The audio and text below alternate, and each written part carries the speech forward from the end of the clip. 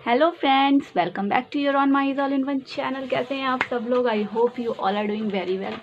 मैं भी ठीक हूँ अल्हम्दुलिल्लाह। मेरे पैर भी बिल्कुल ठीक हो गए हैं। आप लोग अपना हाल चाल मुझे कमेंट करके ज़रूर बताना, और अगर चैनल पे न्यू है तो चैनल को बेल के साथ में सब्सक्राइब ज़रूर कर लेना, जिससे कि आपको मेरे हर आने वाले वीडियो की नोटिफिकेशन सबसे पहले मिले।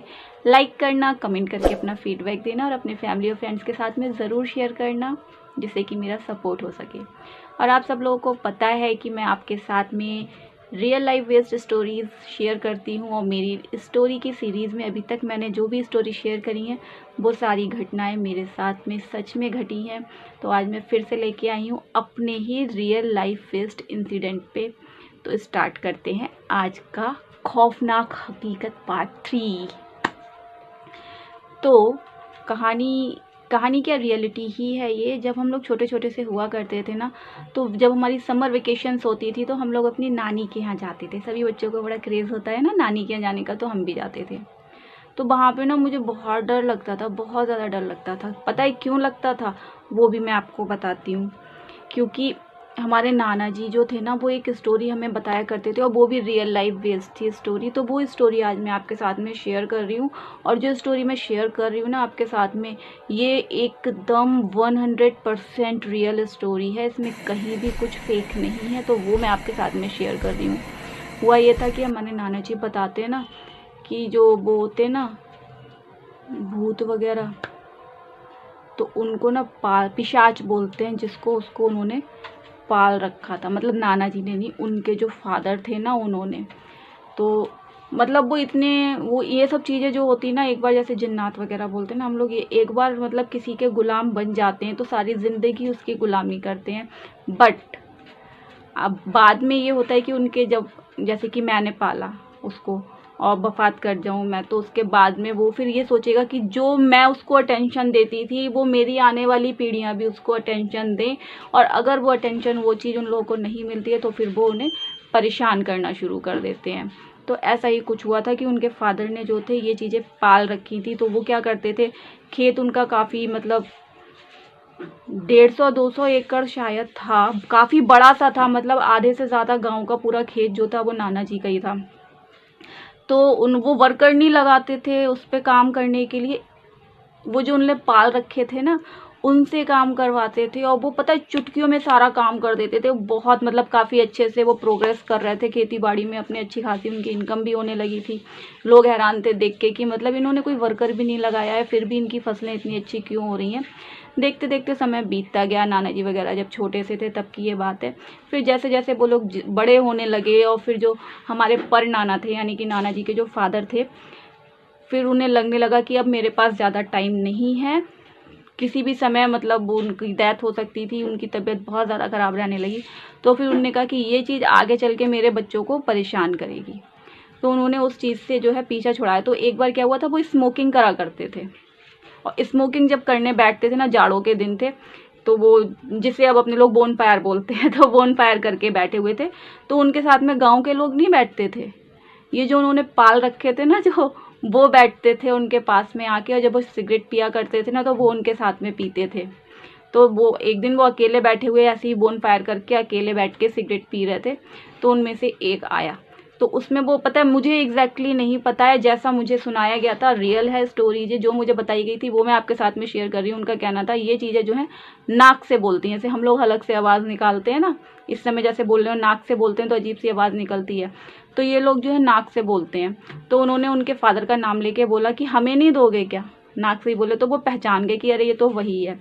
तो उन्होंने उससे पहले ही उसको भगाने का पूरा इंतजाम करके रखा हुआ था कि ये आगे चल के हमारे बच्चों को जो है परेशान ना करे। तो उन्होंने पता है क्या करा, मुझे फ़नी भी बहुत लगी थी ये स्टोरी, लेकिन हाँ ये ट्रू है एकदम।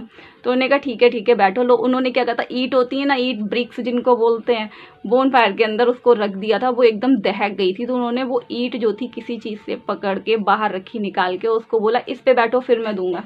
वो जैसे ही उस पर बैठा, उन्होंने बोला, वो इतनी तेज से भागा है और क्या कहते हैं, फिर उन्होंने कहा, और फिर इन लोगों का ये होता है ना कि जो इनके मालिक ने हुक्म दे दिया वो काम इन्हें करना होता है, और जब तक वो नहीं कहेंगे वहाँ से उठने को, वो उठेगा नहीं वहाँ से। अब उसे भी बेचारे को पता नहीं क्या तकलीफ हो रही थी, आई डोंट नो। तो बोल रहे थे कि वो मतलब बहुत तेज तेज चीख रहा था। फिर उन्होंने उससे कबूलवाया, ये चीज़ भी होती है, जुबान के भी पक्के होते हैं। उन्होंने उससे कबूलवाया कि मेरे बाद में मेरे बच्चों को या मेरी आने वाली पीढ़ी को तुम बिल्कुल परेशान नहीं करोगे। तो जब उसने कबूली ये चीज़ कि हाँ ठीक है हम ऐसा ही करेंगे, किसी को परेशान नहीं करेंगे और बहुत दूर चले जाएंगे, इस गांव तक में नहीं दिखाई देंगे आपको, तो वो उस पर तब उन्होंने वो चीज़ हटाई, और वो वहाँ से हटाया। तो बताते हैं वो इतनी तेज से भागा है सर से, और वो पता है किसी को दिखता नहीं था, सिर्फ उन्हीं को दिखाई देता था। जो दूसरे लोगों को दिखती थी तो वो दिखती थी एक आग का गोला टाइप का। तो वो गोला पता है आज भी वहाँ पे रात में दिखाई देता है, भागते हुए खेतों में चारों तरफ को भागते हुए दिखाई देता है। उन लोगों का कहना है कि वो आज भी खेतों की रखवाली करता है और रात में, और ये वो जो गोला बताते ना, ये तो मैंने भी देखा है, खेत की चारों तरफ घूमता हुआ वो गोला मैंने भी देखा है, इसलिए मुझे यकीन हो गया था इस बात पे।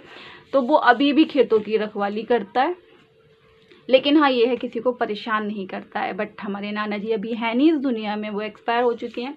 बट ये स्टोरी मैंने आपके साथ में शेयर करी उनकी। बताना आप लोगों को ये हॉरर लगी या नहीं लगी। मुझे हॉरर कम कॉमेडी ज़्यादा लगी, लेकिन ये 101% रियल है। अच्छा, आप लोगों को मैंने बताया था ना कि मेरे साथ ऐसी बहुत सारी घटनाएं हो चुकी हैं और मुझे ये चीज़ें दिखाई देती हैं। तो हाँ मुझे दिखाई देती हैं एक्चुअली, वो तो मैंने आप लोगों को बताया था कि मुझे विजन्स आते हैं, कुछ भी बुरा होने वाला होता है तो मुझे पहले से पता चल जाता है। उसके अलावा एक चीज़ और है, जो लोग डेथ हो चुकी है जिनकी, वो लोग मुझे दिखाई देते थे पहले, बहुत ज़्यादा दिखाई देते थे, बहुत ज़्यादा। और मैं क्या करती थी, इतनी अकल तो थी नहीं मुझे कि क्या करें क्या पढ़ें, किस चीज़ से इस चीज़ से पीछा छूटेगा। मैं तो रोने लगती थी बैठ के। तो ऐसे ही हुआ जब नाना जी एक्सपायर हुए थे, तब भी ऐसे ही हुआ था। तो मुझे वो दिखाई देते थे, मेरे पास आके बैठते थे, मैं उनसे बातें करती थी। लेकिन जब मुझे इस चीज़ का एहसास होता था कि अरे वो तो इस दुनिया में है ही नहीं, तभी मैं रोने लगती थी सबको बता के। तो ये सब चीज़ें मेरे साथ में बहुत ज़्यादा हुई हैं, बहुत ज़्यादा मैंने इन चीज़ों को फेस किया है। और शादी के बाद वाला मैंने आपको बताया था ना कि जब गुफरान हो गया था हमारा, उसके बाद में वो जो दीवार पे बैठी रहती थी, वो तो मुझे इतनी बार दिखाई दी और इतनी बार उसने मुझे धमकियाँ दी है। जब मैं आपको अपना होम टूर कराऊंगी ना, तब मैं आपको दिखाऊंगी कि मेरे जो गेट्स हैं ना, उन पे सूरतें लिख के तख्ती जो है वो लगाई गई है, पूरे घर को खिलवाया गया है, तब उन सब चीज़ों से हमारा पीछा छूटा है, अदरवाइज नहीं। और एक और रियल स्टोरी है कि जहाँ पे हम लोग रहते हैं ना, तो कुछ ही दूरी पे, सिर्फ 2-3 मिनट का या फिर ज़्यादा से ज़्यादा माने तो 5 मिनट की वॉकिंग डिस्टेंस पे एक चौराहा पड़ता है, नकटा दाना चौराहा जिसको बोलते हैं। उस चौराहे का नाम नकटा दाना इसलिए पड़ा था कि वहाँ पे एक दानव रहता है जिसका सर नहीं है, बिना सर का रहता है। तो मेरे हस्बैंड बता रहे थे कि हमारी शादी से पहले की बात है, और ये भी एकदम रियल है, कि ये ना फैक्ट्री से आ रहे थे वापस, तो बस जो थी वहाँ पे इन्होंने चौराहे पे ही रुकवाई। और रात में मेरे ख्याल से 12 बजे के बाद का ही कोई टाइम था, एग्जैक्ट टाइम मुझे भी नहीं पता है उन्होंने मुझे क्या बताया था। तो उस टाइम पे जब ये बस से उतरे हैं, बिल्कुल सन्नाटा था, कोई भी नहीं था, और इनके पीछे इन्होंने देख लिया। और मैं इनसे बोल रही हूँ आपको डर नहीं लगा देखने के बाद भी? बोले ना। बोले हमें तो पता था कि ये चीज़ें यहाँ पे रहती हैं। तो उसका सिर नहीं था, बिना सिर का कोई इनके पीछे पीछे आ रहा था, पीछे पीछे आ रहा था। अच्छा, जो हमारा घर है ना जिस कॉलोनी में, उस कॉलोनी की एंट्रेंस पे ही वो है एक मज़ार शरीफ, काफ़ी मतलब फेमस मज़ार शरीफ है। ये बोल रहे थे जैसे ही मैंने वो मज़ार शरीफ जो है क्रॉस की है, वैसे ही वो चीज़ जो है गायब हो गई है। मैंने कहा आपने पलट के देखा? बोले नहीं मैंने पलट के नहीं देखा। तो ऐसे बहुत सारे इंसिडेंट हुए हैं इनके, ये भी रियल है, ये नहीं कि झूठ है। और एक बार तो इनकी तबीयत इतनी ज़्यादा ख़राब हो गई थी, बता रहे थे जब ये फैक्ट्री में थे, हम लोग मिल चुके थे तब तक, तो मतलब तो क्या कहते हैं, जब फैक्ट्री में थे वहाँ पे एक पेड़ था, उस पेड़ का जो टहना था पता नहीं काटा गया था, क्या करा गया था, तो उसका टहना नीचे पड़ा हुआ था। अब ये तो नॉर्मली होता है ना बॉयज़ के साथ में कि कहीं पे भी टॉयलेट वगैरह कर लेते हैं वो लोग। तो फिर ये भी गए होंगे, शाम का समय होगा, तो इन्होंने वहीं पे जाके, मतलब एकदम एकांत में कहीं पे पड़ा हुआ था ना वो लट्ठा, तो वहीं पे जाके इन्होंने टॉयलेट कर दी। अब उस लट्ठे पे कोई चीज़ थी, मतलब कुछ रहता था, किसी चीज़ के असरात थे वहाँ पे। तो वो चीज़ जो थी उसने मेरे हस्बैंड को फिर दुखी करना शुरू कर दिया। ये तो फिर वहाँ से निकले तो एकदम से बेहोश होके गिर गए। ये कहते हैं मुझे नहीं पता कि मुझे क्या हुआ था, मैं बेहोश होके गिर गया, ये कहते। फिर उसके बाद में इनकी तबीयत बहुत ज़्यादा ख़राब हो गई। अम्मी ने इन्हें फैक्ट्री से यहाँ पे बुला लिया, वापस घर पे दिखाया डॉक्टर को। तो इनका ट्रीटमेंट भी चला साथ साथ। फिर पापा ने वैसे उनको भी बुलाया, कोई हाफिज जी थे उनको बुलाया, दिखाया, तो उन्होंने हाफिज जी ने डायरेक्टली इनसे ये कहा कि तुमने किसी पेड़ की टहनी या लट्ठे के ऊपर टॉयलेट की है? बोले हाँ। तो बोले वहीं से कोई चीज़ आपके पीछे लग गई है और वही चीज़ आपको परेशान कर रही है। तो मैं ये नहीं कहूँगी कि ये चीज़ नहीं होती है। जो लोग ये कहते हैं कि ये चीज़ नहीं होती है, तो ये चीज़ होती है 101% होती है। मैंने इन चीज़ों को फेस किया है, इसलिए मुझे इन चीज़ों पे यकीन है। प्रेगनेंसी के टाइम पे तो मुझे ये चीज़ें दिखाई देती थी। कई बार तो मुझे ऐसा लगता था, एक बार तो मेरी जो सास है, मतलब मेरे हस्बैंड की जो अम्मी हैं, उन्हें उनकी शक्ल में मुझे दिखाई दी। मुझे लगा कि मेरे ऊपर बैठ के मेरा गला घोट रही है और मैं इतनी बुरी तरीके से रो रही थी, मतलब सपने में ही रो रही थी, लेकिन रियल में भी मुझे रोता हुआ सा फील हो रहा था। तो क्या कहते हैं, फिर बाद में मैंने ये चीज़ सुबह उठ के जब अपने हस्बैंड को बताई, उस वक्त तो मुझे कुछ पढ़ना गुनना भी नहीं आता था। तो इन्होंने क्या कहते हैं, मुझे जब ये चीज़ बताई है, तो फिर ये डेली रात में फिर मेरे ऊपर पड़ के दम करते थे, तब मैं सोती थी, तो मुझे डर नहीं लगता था। वरना तो मुझे पता नहीं क्या क्या चीज़ें दिखाई देती थी, और सब चीज़ें पता है, एक बार मेरे को दिखाई दिया था कि कुछ है यहाँ पे, कुछ है, मतलब बोलते हैं ना कि खजाना टाइप का कुछ होता है छुपा हुआ। तो मुझे इस चीज़ का एहसास हुआ था कि हाँ, हमारे किचन में मुझे लगता था कि हाँ कुछ है कई बार, और बिल्कुल गोल गोल से शेप में, उतनी सी ज़मीन भी धसी हुई सी है किचन में हमारे। तो मैंने ये चीज़ अम्मी को बताई कि ऐसा ऐसा मुझे लगता है। लेकिन फिर मैंने बोला, लेकिन अगर ऐसा लगता भी है तो भाई हम तो नहीं, क्योंकि मुझे ये चीज़ दिखाई दी थी कि अगर मैं उस चीज़ को देखूंगी तो वो जो है, जाहिर सी बात है, ऐसी चीज़ें बिना कुछ लिए तो हमारे पास आएंगी नहीं। तो किसी ना किसी चीज़ की ये चीज़ें जो होती हैं बली मांगती हैं, वो हम नहीं चाहते थे कि ऐसा कुछ हो। तो हमने उस चीज़ को वहीं पे अवॉइड कर दिया, हमने किसी को नहीं बताया, इस चीज़ को नज़रअंदाज कर दिया। आज फर्स्ट टाइम मैं आप लोगों के सामने बोल रही हूँ, तो अगर मेरे फैमिली वाले ये वीडियो देखेंगे तो उनको पता चल जाएगा। फिलहाल ये चीज़ मैंने ज़्यादा किसी के साथ में शेयर नहीं की थी। और इसके साथ साथ मैं आपको एक चीज़ और बताऊँ, जब बुरी शक्तियाँ होती हैं तो अच्छी शक्तियाँ भी होती हैं ना दुनिया में, इस चीज़ पे भी मुझे यकीन है। कई बार तो मैंने देखा है, पता है, एक मेरे, ये नहीं कि अभी जो फाइनेंशियल इशू चल रहे हैं वो तो चल ही रहे हैं, शादी के बाद में भी एक बार, तब ये कॉन्ट्रैक्ट नहीं लेते थे, तब ये एज अ वर्कर काम करते थे फैक्ट्री में। तो क्या कहते हैं, मैं हमेशा यही दुआ मांगा करती थी कि इन्हें कॉन्ट्रैक्ट मिल जाए, इन्हें कॉन्ट्रैक्ट मिल जाए, थोड़ा ये प्रोग्रेस करें, प्रमोशन हो इनका।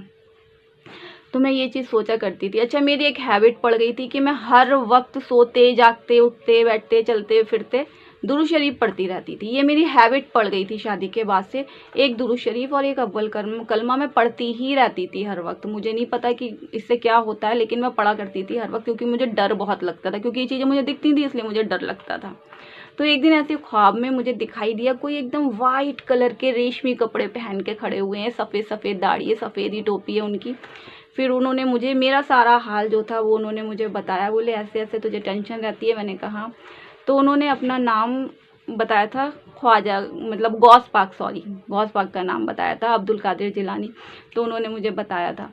तो बोले अगर आप मुझ पे थोड़ा सा भी यकीन करते हो तो मतलब आपका ये काम हो जाएगा 101%। 11 दिन के अंदर अंदर आपका जो आपने दुआ मांगी है वो कंप्लीट हो जाएगी। और उस वक्त मैं नॉनवेज नहीं खाया करती थी, तो उनको ये चीज़ भी पता थी। तो उन्होंने कहा आप छोले पूड़ी पे फाता दिलाना। मैंने कहा ठीक है। तो एग्जैक्ट 11 डे पूरे नहीं होते, 10th डे ही इनको कॉन्ट्रैक्ट मिल गया था। और खुद फैक्ट्री के ऑनर ने इनके पास कॉल करके इनको कॉन्ट्रैक्ट दिया था उस समय। तो मैंने फाता दिलाई थी उनके नाम की। और फिर क्या कहते हैं, फिर उसके बाद में मैंने कुछ लोगों से पूछा, तो उन्होंने कहा कई बार ऐसा होता है कि शैतान जो होता है किसी भी चीज़ का, मतलब अब हम उसके ऊपर ट्रस्ट करें इसलिए किसी की भी शक्ल वो इख्तियार करके आ जाता है सामने। लेकिन वही बात है ना, कई बार मैं देखती थी कोई मेरा गला दबा रहा है, कुछ दबा रहा है। एक बार मैंने देखा, ये भी बहुत अच्छा ड्रीम मेरे लिए साबित हुआ था। ये भी मैंने बहुत कम, मैंने अपने हस्बैंड को बताया, उनके अलावा मैंने किसी को भी नहीं बताई थी। ये बात आज आप लोगों को बताती हूँ। मैंने एक देखे थे, फिर से एक बुजुर्ग देखे थे मैंने, जो मेरे सपने में आए थे। और जब वो आए थे तो इतना नूर उनके चेहरे पे था, इतना उनका चेहरा बिल्कुल दमक रहा था, और काफ़ी अच्छी पर्सनैलिटी थी उनकी। और साफा बांधे हुए थे, सॉरी टोपी नहीं थी, साफा बंधा हुआ था उनके सर पे। और दुरूद शरीफ की इतनी आवाज़ें बैकग्राउंड में आ रही थी, इतनी आवाज़ें दुरूद शरीफ की आ रही थी, और उसी वाले दुरूद शरीफ की आ रही थी जो मैं पढ़ती थी। और फिर जब उन्होंने मुझे अपना नाम बताया है, मुझे गूज़बम्प आने लगे। मैंने हुजूर सल्लल्लाहु ताला अलैहि वसल्लम का दीदार किया था अपने ख्वाब में। सच में अभी भी बोलते समय मेरी आवाज़ काँप रही है। जब ये चीज़ मैंने बताई, मतलब जिनसे मैं पूछा करती थी उनको बताई, तो उन्होंने कहा तो आपने एग्जैक्टली उन्हीं को देखा है, क्योंकि शैतान जो है वो किसी की भी शक्ल इख्तियार कर सकता है, लेकिन हमारे हुजूर सल्लल्लाहु ताला अलैहि वसल्लम की शक्ल वो इख्तियार नहीं कर सकता है। और मैंने उन्हें देखा है, तो जाहिर सी बात है वही थे वो। बस इतनी थी आज की स्टोरी। तो मैं आप लोगों को सिर्फ इतना बता सकती हूँ, अच्छी शक्तियाँ भी हैं, बुरी शक्तियाँ भी हैं, दोनों चीज़ें इस दुनिया में। मुझे इन दोनों चीज़ों पे ही यकीन है। बुरी शक्तियाँ हम पे तब तक हावी नहीं हो सकती जब तक कि हम नापाक नहीं होंगे। तो इसलिए 24 घंटे आप लोग पाक रहें, कोई भी बुरी शक्ति आप पे अटैक नहीं कर सकती है ना। चलें जी, तो ये तो था मेरा खौफनाक हकीकत पार्ट 3।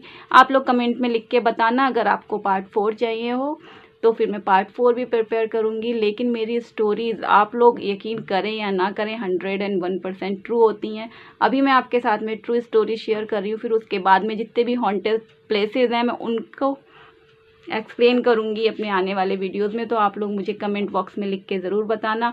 अब मैं लेना चाहूँगी आप लोगों से इजाज़त, वरना वीडियो बहुत लंबा हो जाएगा। मिलते हैं आपसे अपने नेक्स्ट व्लॉग में, नेक्स्ट हॉरर स्टोरी में, हॉरर स्टोरी पार्ट 4, जो कि आप लोग के कमेंट करने के बाद में मैं आपके लिए लेके आऊँगी। स्टोरी मेरी तैयार रखिए, बस आप लोग के कमेंट करने की देर है। तो हॉरर स्टोरी पार्ट 4 भी आने वाला है। वीडियो अच्छा लगा हो तो वीडियो को लाइक कर देना, कमेंट करके अपना फीडबैक मुझे बहुत ज़रूर देना। वीडियो का कौन सा पार्ट आपको अच्छा लगा वो भी मुझे कमेंट करके बताना। आप लोग मेरे अदर सोशल मीडिया अकाउंट्स का लिंक डिस्क्रिप्शन में दे रखा है, वहाँ से मुझे फॉलो कर लेना। जितना प्यार मुझे वाईटी पे देते हैं उतना मेरे अदर सोशल मीडिया अकाउंट्स पे भी दीजिएगा मेरे को। और खुश रहें, आबाद रहें, अपनों के साथ में अच्छे से अपने दिन गुजारें। अल्लाह पाक जो लोग बेरोज़गार हैं उन सबको रोज़ी रोज़गार अता फरमाएं। और अगर आप मेरे चैनल पे नए हैं तो बिना सब्सक्राइब करे मत जाना, प्लीज़ सब्सक्राइब कर लेना और नोटिफिकेशन वाले बेल आइकॉन को प्रेस करके, जिससे कि आपको मेरे हर आने वाले वीडियो की नोटिफिकेशन टाइम टू टाइम मिलती रहे। कंजूसी बिल्कुल नहीं होनी चाहिए लाइक और कमेंट में, ठीक है। शेयर करना, जिसे जानते हो उसे भी, जिसे नहीं जानते उसे भी। मिलते हैं आपसे अपने नेक्स्ट वीडियो में, तब तक के लिए अल्लाह हाफिज़, बाय बाय, टेक केयर।